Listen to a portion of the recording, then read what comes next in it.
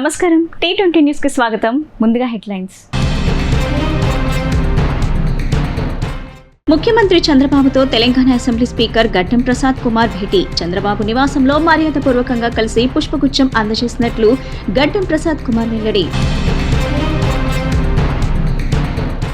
కేంద్రం ప్రతిష్టాత్మకంగా తీసుకున్న జల్ జీవన్ మిషన్ పథకం ద్వారా ప్రతి ఇంటికి రక్షిత మంచినీరు సరఫరా చేస్తామని డిప్యూటీ సీఎం పవన్ కళ్యాణ్ స్పష్టీకరణ. జల్ జీవన్ మిషన్ నిధులను పథకాన్ని సమర్థంగా ఎలా ఉపయోగించుకోవాలనే దానిపై నిర్ణయం తీసుకుంటామని వ్యాఖ్య. అమరావతి రాజధాని అభివృద్ధి ద్వారా విజయవాడకు మళ్లీ పూర్వ వైభవం రానుందని మాజీ ఉపరాష్ట్రపతి వెంకయ్యనాయుడు వెల్లడి. ప్రభుత్వాలు మాతృభాషకు ప్రాధాన్యం ఇవ్వాలని సూచన. విద్యార్థులు సొంత భాషలో చదువుకునేందుకు అన్ని అవకాశాలు కల్పించాలని విజ్ఞప్తి. క్రమంగా తగ్గుముఖం పట్టిన కృష్ణా వరద ఉధృతి. ప్రకాశం బ్యారేజ్ వద్ద తగ్గుముఖం పట్టిన వరద నీరు. బ్యారేజ్ గేట్లు ఎత్తి ఎగువ నీటిని దిగువకు విడుదల చేసిన అధికారులు. ఆంధ్రప్రదేశ్ ముఖ్యమంత్రి చంద్రబాబుతో తెలంగాణ అసెంబ్లీ స్పీకర్ గడ్డం ప్రసాద్ కుమార్ సమావేశమయ్యారు. గడ్డం ప్రసాద్ కుమార్ హైదరాబాద్ లోని చంద్రబాబు నివాసానికి వెళ్లగా ఆయన పుష్పగుచ్చం అందించి సాదరంగా స్వాగతించారు. శాలువాతో సత్కరించారు. అయితే Telangana assembly speaker Prasad Kumar AP CM చంద్రబాబుతో సమావేశం కావడం హాట్ టాపిక్ అయింది. కాగా ఏపీ సీఎం చంద్రబాబును ఎందుకు కలవటం జరిగింది అనే దానిపై స్పీకర్ గడ్డం ప్రసాద్ సోషల్ మీడియా వేదికగా క్లారిటీ ఇచ్చారు. ఏపీ సీఎం చంద్రబాబు తాను కలిసినట్లు వెల్లడించారు. హైదరాబాద్ లోని చంద్రబాబు నివాసంలో మర్యాదపూర్వకంగా కలిసి పుష్పగుచ్చం అందజేసినట్లు వెల్లడించారు. ముఖ్యమంత్రి చంద్రబాబుతో తెలంగాణ అసెంబ్లీ స్పీకర్ గడ్డం ప్రసాద్ కుమార్ భేటీ. చంద్రబాబు నివాసంలో మర్యాదపూర్వకంగా కలిసి పుష్పగుచ్చం అందజేసినట్లు గడ్డం ప్రసాద్ కుమార్ వెల్లడి. కేంద్రం ప్రతిష్టాత్మకంగా తీసుకున్న జల్ జీవన్ మిషన్ పథకం ద్వారా ప్రతి ఇంటికి రక్షిత మంచినీరు సరఫరా చేస్తామని డిప్యూటీ సీఎం పవన్ కళ్యాణ్ స్పష్టీకరణ. జల్ జీవన్ మిషన్ నిధులను పథకాన్ని సమర్థంగా ఎలా ఉపయోగించుకోవాలనే దానిపై నిర్ణయం తీసుకుంటామని వ్యాఖ్య. అమరావతి రాజధాని అభివృద్ధి ద్వారా విజయవాడకు మళ్లీ పూర్వ వైభవం రానుందని మాజీ ఉపరాష్ట్రపతి వెంకయ్యనాయుడు వెల్లడి. ప్రభుత్వాలు మాతృభాషకు ప్రాధాన్యం ఇవ్వాలని సూచన. విద్యార్థులు సొంత భాషలో చదువుకునేందుకు అన్ని అవకాశాలు కల్పించాలని విజ్ఞప్తి. క్రమంగా తగ్గుముఖం పట్టిన కృష్ణా వరద ఉధృతి. ప్రకాశం బ్యారేజ్ వద్ద తగ్గుముఖం పట్టిన వరద నీరు. బ్యారేజ్ గేట్లు ఎత్తి ఎగువ నీటిని దిగువకు విడుదల చేసిన అధికారులు.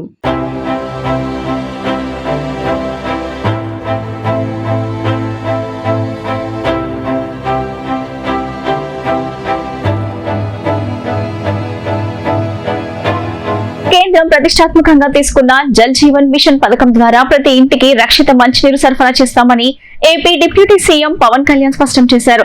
జల్ జీవన్ మిషన్ నిధులను పథకాన్ని సమర్థంగా ఎలా ఉపయోగించుకోవాలనే దానిపై నిర్ణయం తీసుకుంటానన్నారు. వైసీపీ 5 ఏళ్ల పాలనలో 4,000 కోట్ల రూపాయలు ఖర్చు పెట్టినట్లు రికార్డులు చెబుతున్నా వాటి ఫలాలు మాత్రం క్షేత్రస్థాయిలో కనిపించడం లేదన్నారు. కొన్ని పైప్ లైన్లు వేసి వదిలేసినట్లు తన దృష్టికి వచ్చిందన్నారు. పథకం లక్ష్యాలకు అనుగుణంగా పనులెక్కడా జరగలేదన్నారు. వాస్తవ పరిస్థితిని తెలుసుకునేందుకు జరిగిన పనులు, ఖర్చు చేసిన నిధులు, జరగాల్సిన పనులను ముందుకు తీసుకెళ్లడంపై పర్ల్ సర్వే నిర్వహిస్తున్నట్లు తెలిపారు. రాష్ట్రమంతటా జరిగే ఈ సర్వేలో వెలుగు చూసే అంశాలను ప్రజల ముందు పెడతామన్నారు. జల్ జీవన్ మిషన్ నిధులను పథకాన్ని సమర్థంగా ఎలా ఉపయోగించుకోవాలనే దానిపై నిర్ణయం తీసుకుంటామన్నారు. రెండవది జల్ జీవన్ మిషన్ అంటే ప్రతి ఇంటికి కుళాయి అనేది ప్రధానమంత్రి గారి ఆకాంక్ష, ఆశయం. ఏ ప్రభుత్వం కనీసం మానవ హక్కు ఇది. అలాంటి జల్ జీవన్ మిషన్కి సంబంధించి గత 5 సంవత్సరాలుగా ఎక్కడ కూడా సంతృప్తికరంగా గత ప్రభుత్వం చేయలేదు. రాష్ట్రంలో గ్రామీణ తాగునీటి సరఫరా ఇది అసలు ఏ స్థాయిలో ఉంది? ఉదాహరణకి జల్ జీవన్ మిషన్ కింద ఒక దాదాపు 27,000 కోట్లు ఖర్చు చేయాల్సి వస్తే గత ప్రభుత్వం 4,000 కోట్లే ఖర్చు చేస్తుంది. ఆ 4,000 కోట్లు ఖర్చు కూడా పెట్టిన విధానం ఏ స్థాయిలో ఉంది? నిజంగా నీటి సరఫరా అవుతుందా? ఉదాహరణకి చాలామంది ఎమ్మెల్యేలు అందరూ కూడా నా దృష్టికి తీసుకొచ్చినా కూడా నాకు వాళ్ళు ఇచ్చే ఈ పిటిషన్స్ కానీ ఇవన్నీ కూడా ఏం తెలియజేస్తున్నాయంటే పంచాయతీల్లో కానీ గ్రామాల్లో కానీ జేజే మిషన్ కింద పైప్ లైన్లు వేశారు, కానీ దానికి ఆ నీటి సరఫరా ఉండే ఇది లేదు. దానికి వాటర్ సోర్స్ లేకుండా పైప్ వేసి వెళ్ళిపోయారు. అంటే దీని వెనక ఏమనిపించిందో నిజంగా ఏదైనా వీళ్ళు డబ్బులు చేసుకోవడానికి పైప్ లైన్లు వేసి వదిలేశారన్నది ఆలోచన వచ్చి దాని మీద ఏం ఆదేశించాం పంచాయతీరాజ్ శాఖ ఉన్నతాధికారులందరినీ ఏంటంటే అసలు రాష్ట్రంలో గ్రామీణ తాగునీటి సరఫరా పరిస్థితి ఎలా ఉంది, ఎన్ని గ్రామాలకి పైప్ లైన్స్ బాగున్నాయి, నీటి సరఫరా స్థాయి ఎలా ఉంది, రోజుకి ఎన్ని లీటర్లు నీళ్ళు వస్తున్నాయి, అలాగే ప్రస్తుత పరిస్థితి తెలుసుకోవడానికి ప్రతి దాదాపు ఒక 12 అంశాల మీద మేము సర్వే చేయమని ఆదేశించాం. దీన్ని పల్స్ సర్వేగా మీ దృష్టికి తీసుకొస్తున్నాం. ఇది పల్స్ సర్వే చేపడుతున్నాం. దీంట్లో వచ్చిన డేటా ఆధారంగా జల్ జీవన్ మిషన్ని కూటమి ప్రభుత్వ ఆధ్వర్యంలో అత్యంత పకడ్బందీగా ప్రణాళిక రచన చేయడానికి ఈ సర్వే నిర్వహిస్తున్నాం.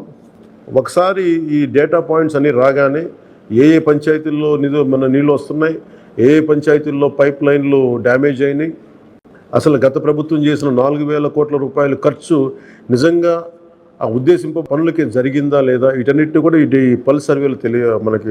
అమరావతి రాజధాని అభివృద్ధి ద్వారా విజయవాడకు మళ్లీ పూర్వ వైభవం రానుందని వెంకయ్యనాయుడు పేర్కొన్నారు.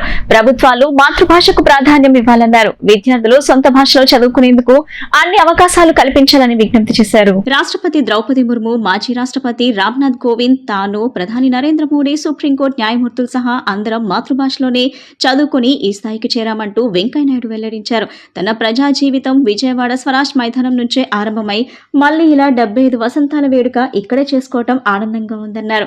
ఇన్నేళ్లలో ఎన్నో ప్రతికూల పరిస్థితులు ఎదురైనా వాటన్నింటినీ అవకాశాలుగా మార్చుకుంటూ ముందడుగు వేశానని తెలిపారు. తన చిన్నతనంలోనే తల్లి చనిపోవటం ఒక్కటే జీవితానికి తీరని వెలితి తప్ప మిగతా ఏ విషయంలోనూ అసంతృప్తి లేదని వెల్లడించారు. కార్యక్రమంలో రాష్ట్ర మంత్రులు కొల్లు రవీంద్ర, కొలుసు పార్థసారథి, ఎమ్మెల్యేలు మండలి బుద్ధప్రసాద్, రఘురామకృష్ణరాజు, గద్దె రామ్మోహన్, కామినేని శ్రీనివాస్, బోడే ప్రసాద్, ఎర్లగడ్డ వెంకట్రావు, వసంత కృష్ణ ప్రసాద్, ఎస్ రామకృష్ణారెడ్డి, ఎన్ రామకృష్ణారెడ్డి తదితరులు పాల్గొన్నారు.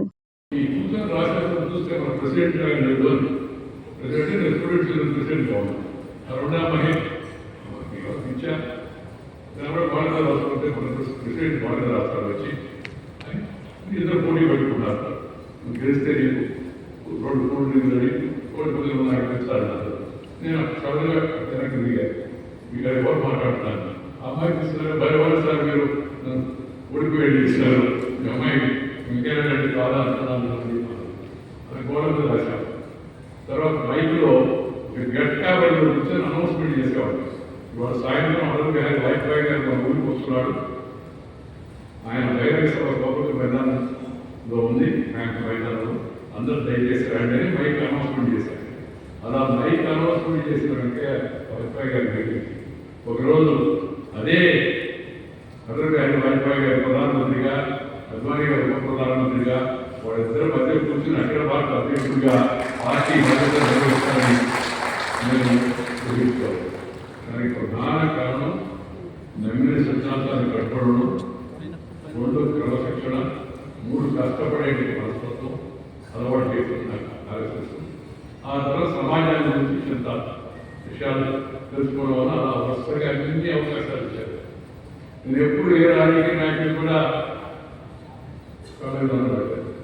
మా తాత చెప్పారు కట్టుకుంటున్నా, నీకు పాటలు చెప్పిన గురువు తప్పితే నీకెవరికి కాలం జరుగుతుంది. మా తాత నుంచి చాలా విషయాలు నేర్చుకున్నాను. చిన్నప్పుడు ఆయన చాలా ఊరికి పోతున్న పురాణం తీసుకెళ్ళేవాడు. కృష్ణానదిలో ప్రకాశం బ్యారేజ్ వద్ద వరద తగ్గుముఖం పట్టింది. ఉదయం 6 గంటలకు ఎగువ నుంచి 3.23 లక్షల క్యూసెక్ల మేర వచ్చింది. 45 గేట్లను 8 అడుగులు, మిగతా 25 గేట్లను 7 అడుగుల మేర ఎత్తారు. సముద్రంలోకి 3.8 లక్షల క్యూసెక్ల నీటిని విడుదల చేశారు. కృష్ణా డెల్టాలోని పంట కాలువలకు 14,451 క్యూసెక్లు ఇస్తున్నారు. ఎగువ నుంచి వచ్చే వరద మధ్యాహ్నం 12:30 గంటలకు 3.19 లక్షలకు తగ్గింది. సాయంత్రం 5 గంటలకు 2.61 లక్షలకు, రాత్రి 8 గంటలకు 2.24 లక్షలకు తగ్గింది. ఈ క్రమంలో 45 గేట్లను 5 అడుగులు, మిగతా 25 గేట్లను 4 అడుగుల మేర ఎత్తారు. సముద్రంలోకి 2.10 లక్షల క్యూసెక్ల నీటిని విడుదల చేశారు. ఏపీ రైతుల పట్ల చంద్రబాబు ప్రభుత్వం నిర్లక్ష్యం వహిస్తుందని మాజీ సీఎం జగన్మోహన్ రెడ్డి ధ్వజమెత్తారు. సకాలంలో నిర్ణయాలు తీసుకోకపోవడంతో రైతులకు నష్టం వాటిల్లుతుందని ఆరోపించారు. రైతు బాగుంటేనే రాష్ట్రం బాగుంటుందని గుర్తుపెట్టుకోవాలని చంద్రబాబును జగన్ హెచ్చరించారు. 2023-24 ఖరీఫ్ సీజన్ కు సంబంధించి ఉచిత పంట బీమా ప్రీమియంను ఇప్పటి వరకు చెల్లించలేదని మాజీ సీఎం జగన్ విమర్శించారు. దీనివల్ల రైతులకు ఉచిత పంటల బీమా చెల్లింపులు నిలిచిపోయే ప్రమాదం ఏర్పడిందని తెలిపారు. తమ ప్రభుత్వ హయాంలో ప్రతి ఏటా ఏప్రిల్, మే నెలలో చెల్లించి నష్టపోయిన రైతులను జూన్లో ఆదుకున్నామని గుర్తు చేశారు. ఖరీఫ్ పంట వేసే సమయానికి రైతులపై పైసా భారం పడకుండా ఉచిత పంటల బీమా ప్రీమియం మొత్తాన్ని ప్రభుత్వమే చెల్లించి సమర్థవంతంగా అమలు చేశామని, రైతన్నలకు అండగా నిలిచామని అన్నారు. అంబేద్కర్ స్మృతివనంలో మాజీ సీఎం జగన్ పేరును వైసీపీలోని ఆయన అభిమానులే తొలగించారని మంత్రి మంత్రి కొల్లు రవీంద్ర అన్నారు. స్మృతివనంలో మాజీ సీఎం పేరు తొలగింపుపై వైసీపీ నేతల విమర్శల నేపథ్యంలో ఆయన స్పందించారు. రాజ్యాంగ నిర్మాత అంబేద్కర్ విగ్రహం వద్ద కేవలం ఆయన పేరే ఉండాలన్నారు.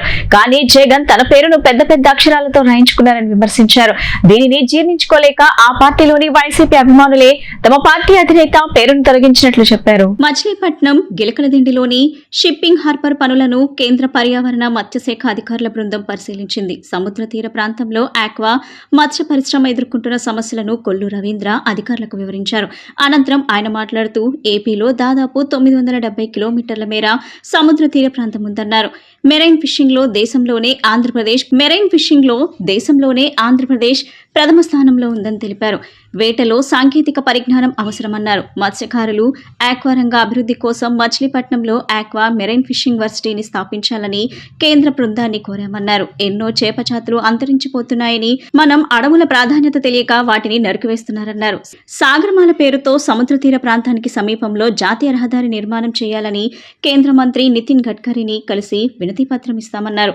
త్వరలో కేంద్ర రైల్వే శాఖ మంత్రిని కలిసి మచిలీపట్నం రేపల్లె రైలు మార్గం కలిపేలా సహకరించాలని కోరుతామన్నారు. గత ప్రభుత్వం ఫిషింగ్ హార్బర్ నిర్మాణ అంచనాలు పెంచి లబ్ధి పొందారని ఆరోపించారు. కానీ నిర్మాణాలు మాత్రం ముందుకు సాగలేదన్నారు. వాటి యొక్క గొప్పతనం మనకు తెలియదు, వాటి యొక్క ఇంపార్టెన్స్ మనకు తెలియదు. ఆ ఇంపార్టెన్స్ తెలియక మరడవుల్ని నరుక్కుంటూ పోతా ఉన్నాం.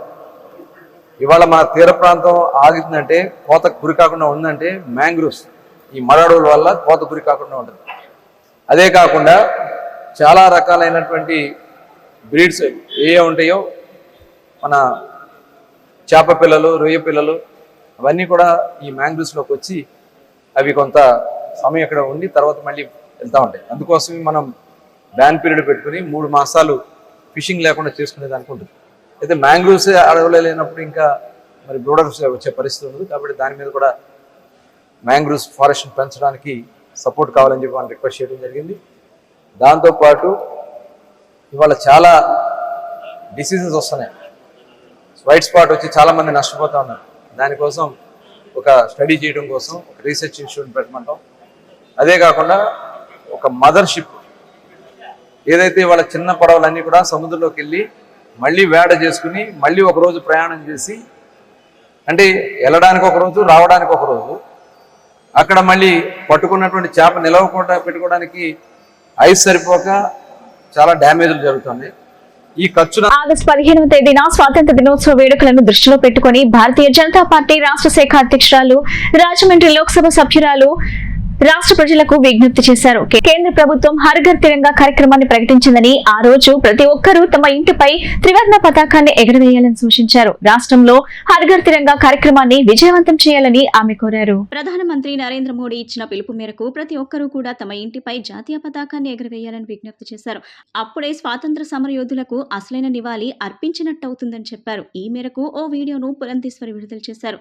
స్వాతంత్ర్యం కోసం తమ ముందు తరాల వారు ఎన్నో త్యాగాలు చేశారని పురంధేశ్వరి గుర్తు చేశారు.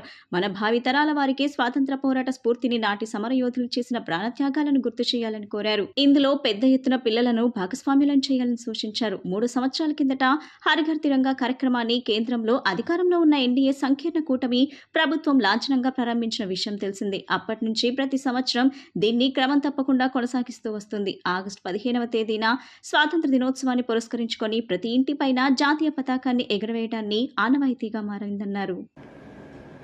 మన ముందు తరాల వారు స్వాతంత్రోద్యమంలో పాల్గొని ఎన్నో త్యాగాలను చేసి మన దేశానికి స్వాతంత్రాన్ని అందించారు.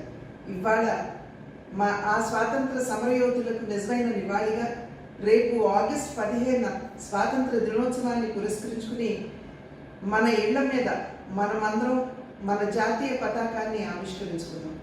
మన భావితరాల వారిలో సైతం జాతీయ భావాన్ని పెంపొందించుకోవడానికి, మన ముందు తరాల వారు మనకి అందించినటువంటి స్వాతంత్రాన్ని, ఐకమత్యాన్ని పరిరక్షించుకోవడానికి మన పిల్లల చేత త్రివర్ణ పతాకాన్ని ఆవిష్కరించుకున్నాం. రండి, మీరందరూ పాల్గొనండి. జై హింద్. శ్రావణ మాసం 2వ శుక్రవారాన్ని పురస్కరించుకొని ఇంద్రకీలాద్రిపై దుర్గమ్మను ఈ నెల 16న వరలక్ష్మీదేవిగా అలంకరిస్తున్నట్లు దుర్గగుడి ఈవో రామారావు ఓ ప్రకటనలో తెలిపారు.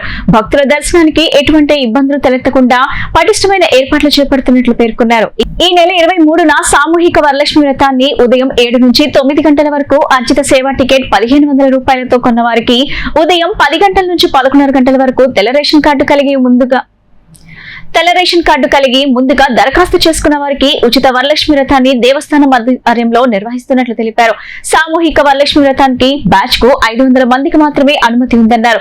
ఈ నెల 17 నుంచి 21 వరకు ఉచిత సామూహిక వరలక్ష్మి వ్రతంలో పాల్గొనే మహిళల నుంచి దరఖాస్తులు స్వీకరిస్తామని తెలిపారు. వ్రతం అనంతరం వారికి 300 రూపాయల దర్శనం క్యూ లైన్ లో దుర్గమ్మ దర్శనానికి అనుమతించే విధంగా చర్యలు తీసుకుంటున్నట్లు తెలిపారు.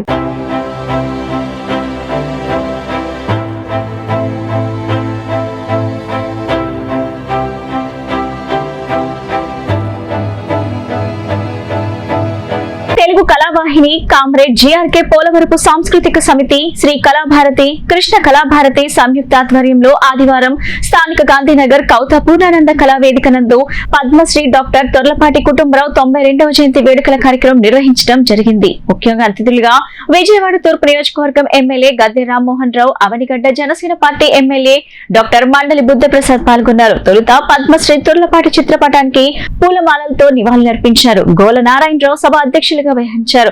ఈ కార్యక్రమంలో బుద్ధ ప్రసాద్ మాట్లాడుతూ పద్మశ్రీ డాక్టర్ తుర్లపాటి కుటుంబరావుతో ఉన్న అనుబంధం మరోసారి గుర్తు తెచ్చుకొని కన్నీటి పర్యంతమయ్యారు. కుటుంబరావు లేని లోటు మరువలేనిదని వ్యాఖ్యానించారు. ఈ కార్యక్రమంలోని తెలుగు కళావాహిని అధ్యక్షుడు చింతకాయల చిట్టుబాబు ఏర్పాటు చేసిన సినీ సంగీత విభావరి శ్రోతలను ఎంతగానో అలరించింది. ఆనాటి మధుర గీతాలను సింగర్ శ్యామ్ ప్రసాద్, సింగర్ ఉషా, మల్లాది స్వాతి, అయ్యప్పలు ఆలపించారు.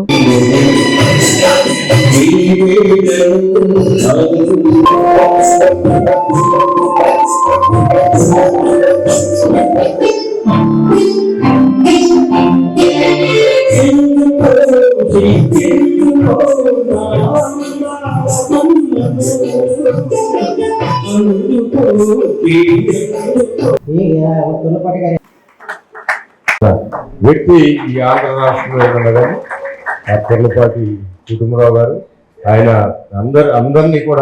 అందరినీ ప్రేమించేవారు, అందరు మంచి కోరుకునేవాళ్ళు, ఎప్పుడు కూడా మంచి మాటలే చెప్పాలనే భావంతో ఉండేవారు, నిజాలే చెప్పాలనే భావంతో ఉండేవారు, సమాజం బాగుండాలనే దాన్ని ఉండేవారు. రాజకీయ నాయకులు ఆదర్శంగా వీరిని తీసుకోవాలి.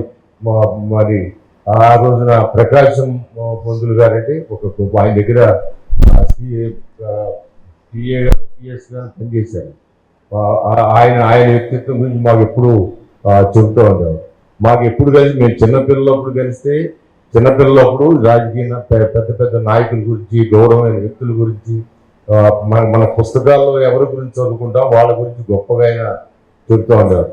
నేను రాజకీయాలకు వచ్చిన కొత్తలో అయితే రాజకీయ నాయకులు ఈ విధంగా ఉండాలి, ఈ విధంగా ప్రవర్తించాలి, చక్కగా ప్రతి ఒక్కరిని నవ్వుతూ రిసీవ్ చేసుకోవాలా, మరి అనేకమైన పాఠాలు నాకు కూడా ఆయన చెప్పడం జరిగింది. 2 రోజుల్లో నేను వార్తలు ముగించే ముందు ముఖ్యాంశాలు మరోసారి.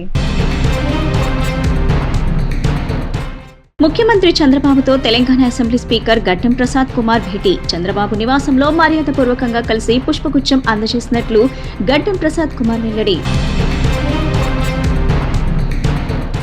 కేంద్రం ప్రతిష్టాత్మకంగా తీసుకున్న జల్ జీవన్ మిషన్ పథకం ద్వారా ప్రతి ఇంటికి రక్షిత మంచినీరు సరఫరా చేస్తామని డిప్యూటీ సీఎం పవన్ కళ్యాణ్ స్పష్టీకరణ. జల్ జీవన్ మిషన్ నిధులను పథకాన్ని సమర్థంగా ఎలా ఉపయోగించుకోవాలనే దానిపై నిర్ణయం తీసుకుంటామని వ్యాఖ్య. అమరావతి రాజధాని అభివృద్ధి ద్వారా విజయవాడకు మళ్లీ పూర్వ వైభవం రానుందని మాజీ ఉపరాష్ట్రపతి వెంకయ్యనాయుడు వెల్లడి. ప్రభుత్వాలు మాతృభాషకు ప్రాధాన్యం ఇవ్వాలని సూచన. విద్యార్థులు సొంత భాషలో చదువుకునేందుకు అన్ని అవకాశాలు కల్పించాలని విజ్ఞప్తి. క్రమంగా తగ్గుముఖం పట్టిన కృష్ణా వరద ఉధృతి. ప్రకాశం బ్యారేజ్ వద్ద తగ్గుముఖం పట్టిన వరద నీరు. బ్యారేజ్ గేట్లు ఎత్తి ఎగువ నీటిని దిగువకు విడుదల చేసిన అధికారులు. ఈ బులెటిన్ ఇంతటితో సమాప్తం. తిరిగి మరో బులెటిన్ కలుద్దాం. నమస్కారం.